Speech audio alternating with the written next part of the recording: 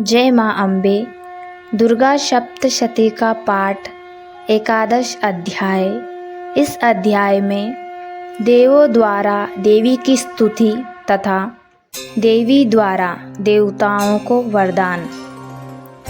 पाठ को प्रारंभ करते समय माता का इस प्रकार ध्यान करना चाहिए। मैं भुवनेश्वरी देवी का ध्यान करता हूँ। उनके श्री अंगों की आभा प्रभात काल के सूर्य के समान है और मस्तक पर चंद्रमा का मुकुट है। वे उभरे हुए स्तनों और 3 नेत्रों से युक्त है। उनके मुख पर मुस्कान की छटा छाई रहती है और हाथों में वरद, अंकुश, पाश एवं अभय की मुद्रा शोभा पाते हैं। ऋषि कहते हैं, देवी द्वारा महादैत्यपति शुंभ के मारे जाने पर इंद्र आदि देवता अग्नि को आगे करके उन कात्यायनी देवी की स्तुति करने लगे। उस समय अभीष्ट की प्राप्ति होने से उनके मुख कमल दमक उठे थे और उनके प्रकाश से दिशाएं भी जगमगा उठी थी। देवता बोले, शरणागत की पीड़ा दूर करने वाली देवी, हम तुम्हारे चरणों में पड़े हुए हैं। हम पर प्रसन्न हो तथा विश्वेश्वरी विश्व की रक्षा करो। देवी, तुम ही चराचर जगत की आधीश्वरी हो। तुम इस जगत का एकमात्र आधार हो, क्योंकि पृथ्वी रूप में तुम्हारी ही स्थिति है। देवी, तुम्हारा पराक्रम अलंघनीय है। तुम ही जल रूप में स्थित होकर संपूर्ण जगत को तृप्त करती हो। तुम अनंत बल संपन्न वैष्णवी शक्ति हो। इस विश्व की कारणभूता परामाया हो। देवी, तुमने ही इस समस्त जगत को मोहित कर रखा है। तुम ही प्रसन्न होने पर इस पृथ्वी पर मोक्ष की प्राप्ति कराती हो। देवी, संपूर्ण विद्या तुम्हारे ही भिन्न भिन्न स्वरूप है। जगत में जितनी स्त्रियां हैं वे सब तुम्हारी ही मूर्तियां हैं। जगदम्बा, एकमात्र तुमने ही इस विश्व को व्यक्त कर रखा है। तुम्हारी स्तुति क्या हो सकती है। तुम तो सत्वन करने योग्य पदार्थों से परे एवं परावाणी हो। जब तुम सर्वस्वरूपा देवी, स्वर्ग तथा मोक्ष प्रदान करने वाली हो, तब इसी रूप में तुम्हारी स्तुति हो गई। तुम्हारी स्तुति के लिए इससे अच्छी उक्तियाँ और क्या हो सकती है। बुद्धि रूप से सब लोगों के हृदय में विराजमान रहने वाली तथा स्वर्ग एवं मोक्ष प्रदान करने वाली नारायणी देवी, तुम्हें नमस्कार है। कला, काष्ठा आदि के रूप से क्रमश परिणाम अवस्था परिवर्तन की ओर ले जाने वाली तथा विश्व का उपसंहार करने में सामर्थ्य नारायणी, तुम्हें नमस्कार। नारायणी, तुम सब प्रकार का मंगल प्रदान करने वाली मंगलमय हो। कल्याणदायिनी शिवा हो। सब पुरुषार्थ को सिद्ध करने वाली शरणागत वत्सला, 3 नेत्रों वाली एवं गौरी हो। तुम्हें नमस्कार। तुम सृष्टि पालन और संहार की शक्तिभूता सनातनी देवी, गुणों का आधार तथा सर्वगुणमयी हो। नारायणी, तुम्हें नमस्कार। शरण में आए हुए दीनों एवं पीड़ितों की रक्षा में संलग्न रहने वाली तथा सबकी पीड़ा दूर करने वाली नारायणी देवी, तुम्हें नमस्कार है। नारायणी, तुम ब्रह्माणी का रूप धारण करके हंसों से जुते हुए विमान पर बैठती हो तथा क्रूषा मिश्रित जल छिड़कती रहती हो। तुम्हें नमस्कार। महेश्वरी रूप से त्रिशूल, चंद्रमा एवं सर्पों को धारण करने वाली तथा महान वृषभ की पीठ पर बैठने वाली नारायणी देवी, तुम्हें नमस्कार है। मोरों और मुर्गों से घिरी रहने वाली तथा महाशक्ति धारण करने वाली कौमारी रूप धारिणी निष्पापे नारायणी तुम्हें नमस्कार है। शंख, चक्र, गदा और शार्ग धनुष रूप उत्तम आयुधों को धारण करने वाली वैष्णवी शक्ति रूपा नारायणी तुम प्रसन्न हो, तुम्हें नमस्कार है। हाथों में भयानक महाचक्र लिए और दाढ़ों पर धरती को उठाए वाराही रूप धारिणी कल्याणमयी नारायणी तुम्हें नमस्कार है। भयंकर नरसिंह रूप से दैत्यों के वध के लिए उद्योग करने वाली तथा त्रिभुवन की रक्षा में संलग्न रहने वाली नारायणी तुम्हें नमस्कार है। मस्तक पर कीर्ति और हाथ में महावज्र धारण करने वाली सहस्त्र नेत्रों के कारण उदीप्त दिखाई देने वाली और वत्रासुर के प्राणों का अपहरण करने वाली इंद्र शक्ति रूपा नारायणी देवी तुम्हें नमस्कार है। शिवदूती रूप से दैत्यों की महती सेना का संहार करने वाली भयंकर रूप तथा विकट गर्जना करने वाली नारायणी तुम्हें नमस्कार है। दाढ़ों के कारण विकराल मुख वाली मुंडमाला से विभूषित मुंडमर्दिनी चामुंडा रूपा नारायणी तुम्हें नमस्कार है। लक्ष्मी, लज्जा, महाविद्या, श्रद्धा, पुष्टि, स्वदा, धुर्वा, महारात्रि तथा महा अविज्ञा रूपा नारायणी तुम्हें नमस्कार है।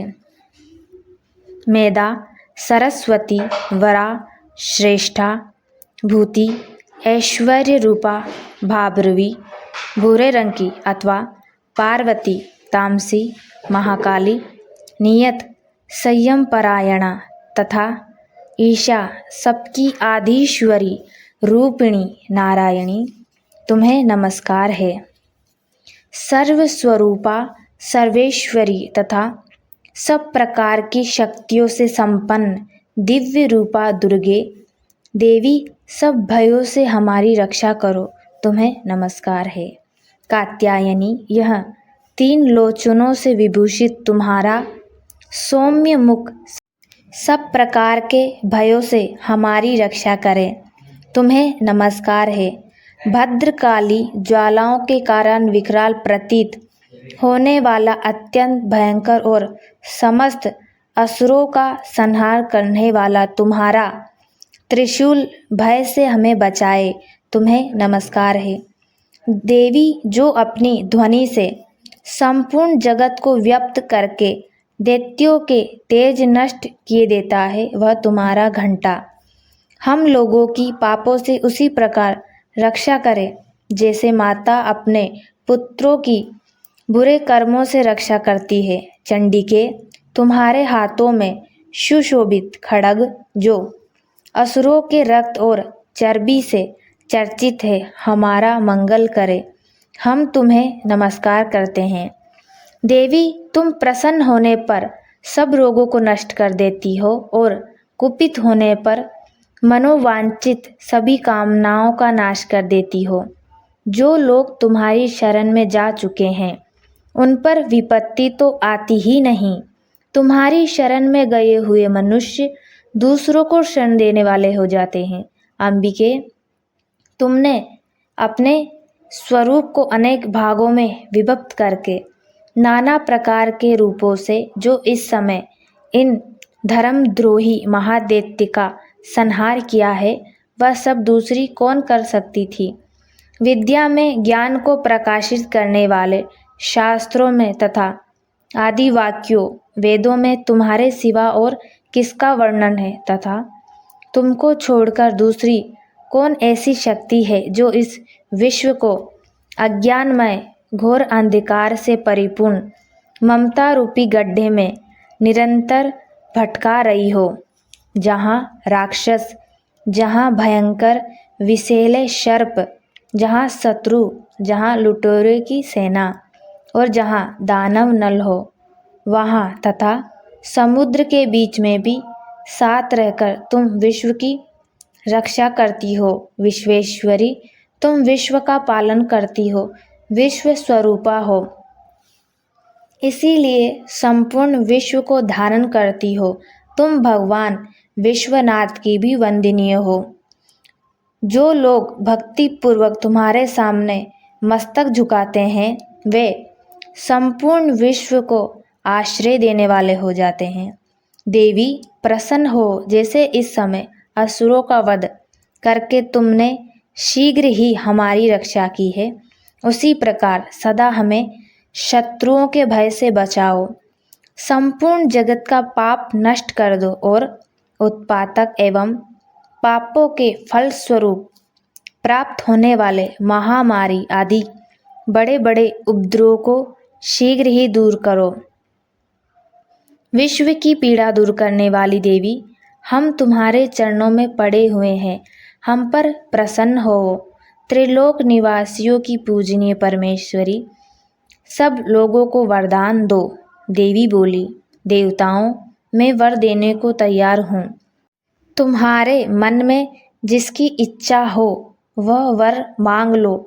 संसार के लिए उस उपकारक वर को मैं अवश्य दूंगी। देवता बोले, सर्वेश्वरी, तुम इसी प्रकार तीनों लोगों की समस्त बाधाओं को शांत करो और हमारे शत्रुओं का नाश करती रहो। देवी बोली, देवताओं, विवस्वन मनवंतर के 28वें युग में शुंभ और निशुंभ नाम के 2 अन्य महादैत्य उत्पन्न होंगे। तब मैं नंद गोपाल के घर में उनकी पत्नी यशोदा के गर्भ से अवतरित हो विंध्याचल में जाकर रहूंगी और उक्त दोनों असुरों का संहार करूंगी। फिर अत्यंत भयंकर रूप से पृथ्वी पर अवतार ले मैं वप्रचित नाम वाले दानवों का वध करूंगी। उस भयंकर महादैत्य का भक्षण करते समय मेरे दांत अनार के फूल की भांति लाल हो जाएंगे। तब स्वर्ग में देवता और मृत्यु लोक में मनुष्य सदा मेरी स्तुति करते हुए मुझे रक्तदंतिका कहेंगे।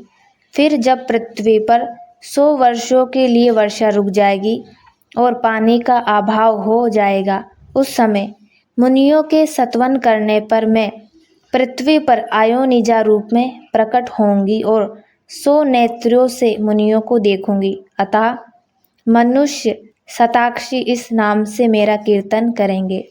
देवताओं, उस समय मैं अपने शरीर से उत्पन्न हुए शकों द्वारा समस्त संसार का भरण पोषण करूंगी। जब तक वर्षा नहीं होगी तब तक वे शाक ही सबके प्राणों की रक्षा करेंगे। ऐसा करने के कारण पृथ्वी पर शाकंभरी के नाम से मेरी ख्याति होगी। उसी अवतार में मैं दुर्गम नामक महादैत्य का वध करूंगी। इससे मेरा नाम दुर्गा देवी के रूप में प्रसिद्ध होगा। फिर जब भीम रूप धारण करके मुनियों की रक्षा के लिए हिमालय पर रहने वाले राक्षसों का भक्षण करूंगी, उस समय सब मुनि भक्ति से नतमस्तक होकर मेरी स्तुति करेंगे। तब मेरा नाम भीमा देवी के रूप में विख्यात होगा। जब अरुण नामक दैत्य तीनों लोगों में भारी उपद्रव मचाएगा, तब मैं तीनों लोगों का हित करने के लिए 6 पैर वाली असंख्य भ्रमरों का रूप धारण करके उस महादैत्य का वध करूंगी।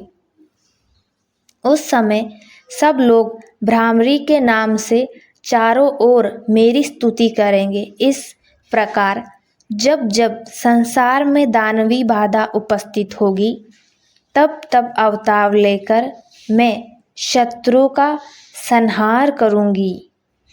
जय जय श्री मार्कंडेय पुराण में सावर्णिक मनवंतर की कथा के अंतर्गत देवी महात्माएं।